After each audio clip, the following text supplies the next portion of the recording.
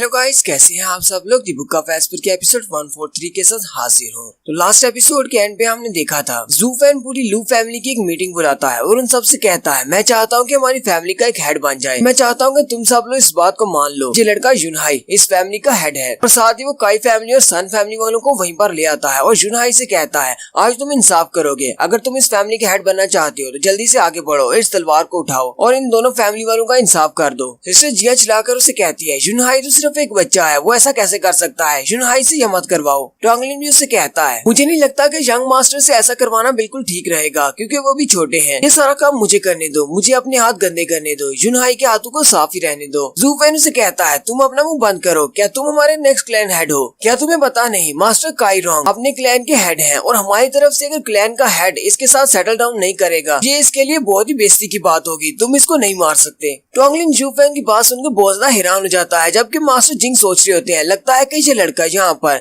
एक नया हेड बनाना चाहता है, अपनी फैमिली के हेड को अपनी जैसा पावरफुल और स्ट्रॉन्ग बनाना चाहता है। ज़ूफेन नहीं चाहता कि फैमिली के जितने भी मेंबर्स हैं वो इस लड़के को एक छोटा बच्चा समझे। ज़ूफेन खुद चाहे कितना ही बुरा क्यों ना हो लेकिन वो लू फैमिली के लिए हमेशा अच्छा सोचता है और इस वक्त वो जो कर रहा है वो भी इस लू फैमिली के लिए है। ज़ूफेन यहाँ पर चाहता है कि युनहाई को सभी लोग जान लें कि वो इस क्लैन का हेड है, क्योंकि अगर सारा टाइम ज़ूफेन उसके लिए सब कुछ करता रहेगा तो कल को इसकी अथॉरिटी कम हो जाएगी, कोई भी उठकर युनहाई को सीट से हटा सकता है और इस फैमिली का हेड बन सकता है। इसलिए ज़ूफेन चाहता है कि युनहाई की अथॉरिटी बनी रहे। युनहाई ज़ूफेन से कहता है बिग ब्रदर ज़ू तुम्हें ऐसा नहीं कहना चाहिए, मुझे लगता है कि तुम मेरे साथ मजाक कर रहे हो, मैं तो सिर्फ एक छोटा सा बच्चा हूँ। ज़ूफेन उसे कहता है एक ऐसा छोटा बच्चा जिसके पेरेंट्स मर चुके हों वो एक छोटा बच्चा नहीं रहता। अगर आज तुम ऐसा नहीं करते जैसा मैं तुम्हें करने के लिए कह रहा हूँ तो मैं तुमसे वादा करता हूँ 2 साल पहले जो तुम्हारे साथ हुआ था तुम्हारी फैमिली के सभी लोगों को मार दिया गया था, फिर भी तुम्हारे साथ वैसे ही होने वाला है। ये बात सुनते ही युनहाई बहुत ज्यादा गुस्सा हो जाता है और जल्दी से आगे बढ़ता है और तलवार को जाकर उठा लेता है। काई फैमिली वाले और सन फैमिली वाले वहाँ से भागने की कोशिश करते हैं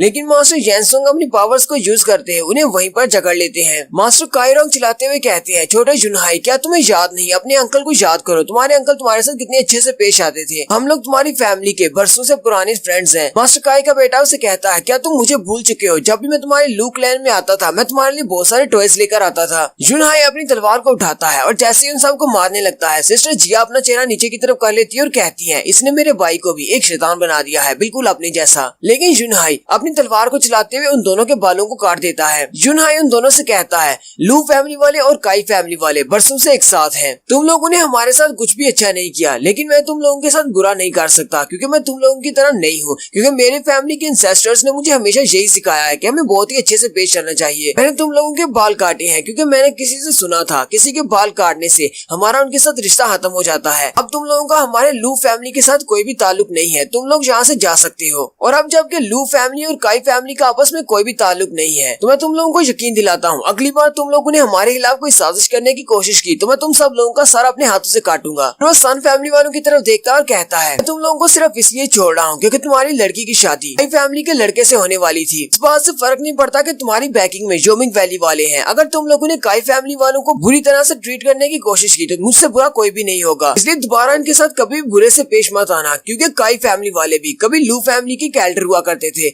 मैं इनको अपनी फैमिली से अलग करने के बाद भी बुरी हालत में नहीं देखना चाहता। मेडिसिन किंग सोच रहे होते हैं मैंने तो सोचा भी नहीं था कि इस तरह का लड़का इस तरह का फैसला करेगा, ये लड़का तो वाकई में बहुत ज्यादा अच्छा है और इसने बहुत ही अच्छा फैसला दिया है। लेकिन साथ ही वो सारे के सारे ज़ूफेन की तरफ देख रहे होते हैं। मास्टर जिंग कहते हैं इस लड़के ने यहाँ पर जो भी फैसला दिया है उसका सिर्फ एक ही नतीजा निकलता है कि इस लड़के ने ज़ूफेन की बात को नहीं माना और ये ज़ूफेन के रास्ते पर नहीं चल रहा। ज़ूफेन भी सब कुछ बड़े गौर से देख रहा होता है। सिस्टर जिया कहती है ज़ूफेन युनहाई अभी सिर्फ एक छोटा सा बच्चा है, वो तुम्हारे रास्ते पर नहीं चल सकता और ये फैसला नहीं कर सकता। ज़ूफेन उसे बात करने से रोक देता है। ज़ूफेन युनहाई से कहता है बच्चे क्या ये तुम्हारा फाइनल डिसीजन है, वाकई में तुम अपने फैसले को बदलना नहीं चाहते। युनहाई पहले तो काफी ज्यादा घबरा जाता है, फिर वो उसे कहता है बिग ब्रदर मुझे पता है कि अगर तुम इनको मारना चाहो तो तुम इन्हें यहाँ पर मार सकते हो, लेकिन मैं इन सबको मारना नहीं चाहता क्योंकि हमारी फैमिली वाले इनको नहीं मारेंगे। ज़ूफेन सबकी तरफ घूर कर देखता है और वो सारे फिर से अपने सर नीचे की तरफ झुका लेते हैं, लेकिन साथ ही ज़ूफेन कहता है चलो अब क्या किया जा सकता है, अब जबकि हमारी फैमिली के हेड ने ये फैसला कर दिया है कि इन सबको मारना नहीं है तो ठीक है, इनको छोड़ देते हैं। वैसे मैं तो इन सबको मारना चाहता था। मेडिसिन किंग चिल्लाकर उसे कहते हैं, ज़ू फैन ये क्या कर रही हो? क्या वाकई में तुम श्योर हो? तुम इन सबको जिंदा छोड़ना चाहती हो? काई फैमिली वाले और सन फैमिली वाले भी ये देखकर बहुत ज्यादा हैरान हो जाते हैं।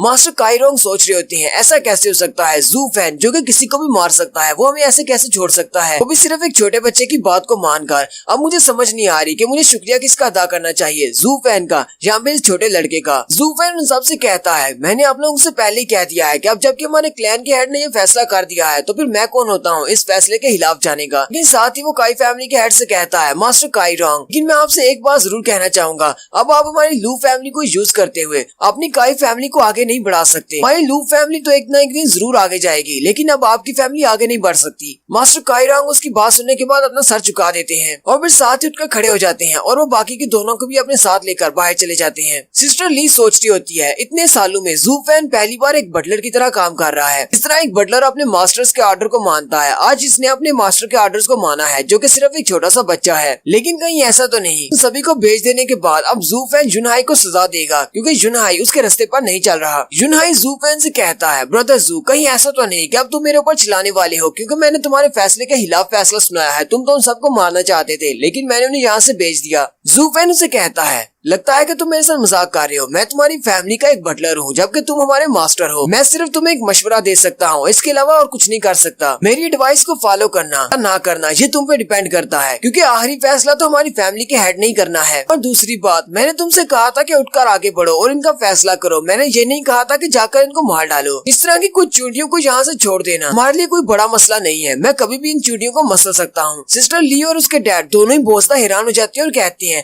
ये लड़का इस वक्त पावर में है और इस वक्त इसके पास अच्छी पोजीशन भी है, लेकिन फिर भी ये अपनी पोजीशन और पावर दोनों को छोड़ रहा है सिर्फ इस छोटे लड़के के लिए। पता नहीं दुनिया में ऐसा कोई और बंदा भी होगा जो कि अपनी पावर और कुर्सी को छोड़ेगा। ज़ू फैन जुनहाई से कहता है, तुम्हारे इस फैसले ने मुझे एक तरह की गारंटी भी दी है और साथ ही मुझे सैड भी कर दिया है। जुनहाई कहता है, मुझे भी बताओ कि तुम मुझसे सैड क्यों हो और साथ ही मुझे ये भी बताओ कि तुम खुश क्यों हो। ज़ू फैन कहता है, मैं इस बात से ज्यादा खुश हूँ। मुझे इस बात की गारंटी मिली है कि तुम काफी ज्यादा अच्छे हो, तुम मेरे सामने खड़े हो सकते हो, मेरे फैसले के खिलाफ जा सकते हो। लेकिन मैं सैड इस बात से हूँ क्योंकि तुम मेरे रास्ते पर नहीं चल रहे। तुम्हारी सोच तो मेरी सोच के बिल्कुल ऑपोजिट है। मैंने इतना टाइम लगाकर तुम्हें इतनी ज्यादा ट्रेनिंग दी थी लेकिन तुमने मेरी किसी भी बात पर अमल नहीं किया। ज़ू फैन कहता है, जो भी कभी कोई किंग बनता है या फिर कोई फैमिली का हेड बनता है वो अपना मेथड यूज करता है, लेकिन इस दुनिया में हजारों तरीके हैं किसी के ऊपर हुकूमत करने के, लेकिन हमेशा लोग दो ही तरीकों को यूज करते हैं, एक किसी के साथ प्यार से पेश आना और दूसरा आयरन हैंड को यूज करना, यानी कि उनके साथ ताकत का इस्तेमाल करना। यहाँ पर तुमने जो कुछ भी किया है वो सारा प्यार के साथ हुकूमत करने के बराबर है। जब मैं कुछ करता हूँ तो मैं सोचता नहीं कि मैं क्या कर रहा हूँ, मैं बस कर डालता हूँ। लेकिन तुमने यहाँ पर खड़े होकर इतनी लंबी तकरीर कर दी, वो भी अच्छाई के बारे में। इसका मतलब तो यही है कि हम दोनों के रास्ते बहुत ज्यादा मुख्तलिफ हैं। सिस्टर जिया उसे कहती है, अब जबकि ज़ू फैन तुम यहाँ पर हो, तुम्हारे यहाँ पर होते ही सभी लोग बहुत ज्यादा डरे हुए हैं। कोई भी हमारे सामने सीधी तरह से बात नहीं कर सकता क्योंकि उन्हें लगता है अगर उन्होंने गलत बात कर दी तो तुम उन्हें सजा दोगे। अगर जुनहाई भी तुम्हारी तरह का निकलता तो फिर तो कोई भी हमारे सामने बात नहीं कर सकता था, सभी लोग बहुत ज्यादा डर जाते। इसलिए उसके तुम्हारा अपोजिट होना बहुत ज्यादा अच्छा है। मास्टर जैनसोंग और मास्टर जिंग यही सोच रही होती है, इस लड़की की बात में दम है। अगर यहाँ पर एक और ज़ू फैन आ जाता, यानी कि ये लड़का भी ज़ू फैन की तरह का होता, फिर तो इन लोगों ने हमें अपना गुलाम बना लेना था। सिर्फ एक ज़ू फैन ने हमें घुटने टेकने पर मजबूर कर दिया है। ज़ू फैन कहता है, तुम लोगों को इस बारे में कुछ भी नहीं पता। आजकल जितने भी लोग हैं, जितने भी लोग हुकूमत कर रहे हैं, चाहे वो प्यार के साथ लोगों को ट्रीट करते हैं, लेकिन फिर भी अंदर से वो बहुत ज्यादा बुरे होते हैं। वो सेकंड मेथड को यूज कर रहे होते हैं, वो लोगों को फोर्स करते हैं अपनी पावर का यूज करते हुए। अगर लू फैमिली का हेड सिर्फ प्यार के साथ इन लोगों पर हुकूमत करना चाहता है और अपनी फैमिली को आगे बढ़ाना चाहता है तो मुझे लगता है कि सिर्फ 2 सालों में हमारी लू फैमिली नीचे गिर जाएगी, लू फैमिली आगे नहीं बढ़ पाएगी। जुनहाई चिल्लाकर कहता है, अगर ऐसी बात है तो फिर मैं ज़ू फैन को फॉलो करूंगा, मैं तुम्हारे रास्ते पर चलना चाहूंगा, मैं उनके सर काट देता हूँ। वो टोंगलिंग से कहता है, टोंगलिंग उन सभी को जल्दी से पकड़कर वापस लाओ, मैं उन सबके सर काट देता हूँ। ज़ू फैन उनका खड़ा हो जाता है और कहता है, चाहे ये दुनिया चेंज हो जाए लेकिन तुम्हारी पर्सनैलिटी चेंज नहीं हो सकती। मुझे नहीं लगता कि तुम उन सबको मार सकते हो। आज ये सब कुछ यहाँ पर करने का मकसद ये देखना था कि क्या तुम इस फैमिली के हेड बनने के लायक हो या नहीं। साथ ही वो उसके सर पे हाथ रखता है और कहता है,